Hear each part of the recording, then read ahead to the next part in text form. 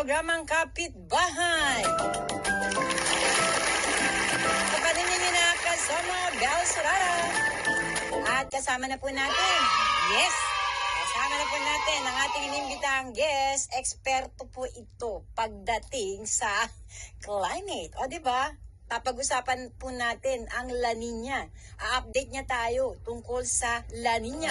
Ang tinutukoy ko po ay walang iba kundi si Ma'am Annaliza Solis. Siya po ang hepe ng Climate Monitoring and Prediction Section o claims ng DOST Pag-asa. Ma'am Annaliza, good morning. Welcome po sa Kapitbahay.